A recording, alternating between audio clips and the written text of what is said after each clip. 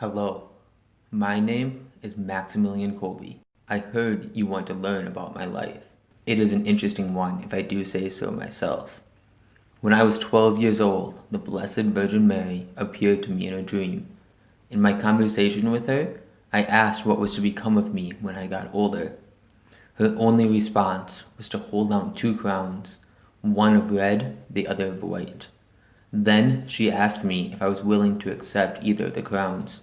The white one meant that I should persevere in faith and purity, and the red one, that I would become a martyr. I reached out and accepted both. From that day forward, my life changed forever. When I was born on January 8, 1894, in Sadunska Wola, Poland, my parents, Julius and Maria, named me Raymond. In 1910, I went on to join the conventual Franciscan order with my older brother Francis. It was here that I took on the name of Maximilian. In 1918, I got ordained as a priest. I knew I wanted to devote my life to Mary because of my dream when I was younger. So after becoming a priest, I set out to found the City of the Immaculata with the vision of creating a monthly newsletter in order to spread devotion to our Blessed Mother. As I was looking for a piece of land that we could use, Mary led me to Dnieperklanov. A few days later, I went to talk to the owner of the land and brought a statue of Mary with me and set her down as we talked. When the owner told me how much it was going to cost, I knew the Franciscan community could not pay for it. As I walked away sad, the owner asked me what I wanted done with the statue of Mary. I replied that he should leave it, as it is her land.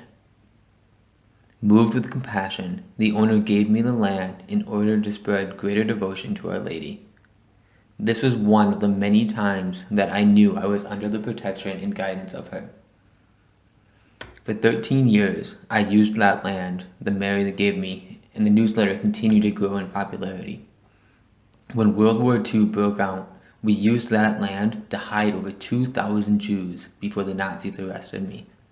I was then sent to Auschwitz with over 1 million others. While there, a few other prisoners escaped, and they sentenced 10 of us to die of starvation. One of whom was Franciszek Gajowniczek. My heart was moved when he cried out that he was married and had kids. I was prompted to ask the officers if I could take his place, allowing him the chance to see his family again. They agreed and put all 10 of us in a bunker with no food and water. 2 weeks later, I finally died. During that time, I led the others in hymns of worship and praise to God, keeping their spirits high.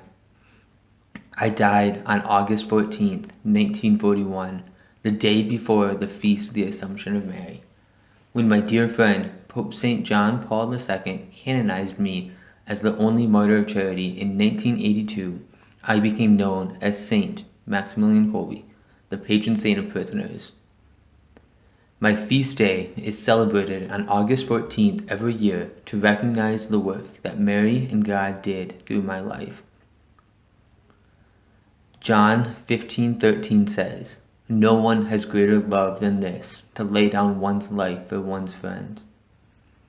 Although I did this actually, there are many smaller ways to sacrifice yourself for others, including things like giving your dessert or the last piece of pie or sharing your toys with your siblings.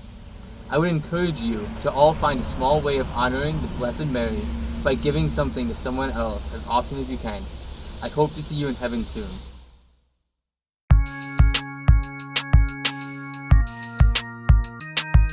We're the Team Marquette for Totus Tuus. Gonna learn about Christ, so come and join us.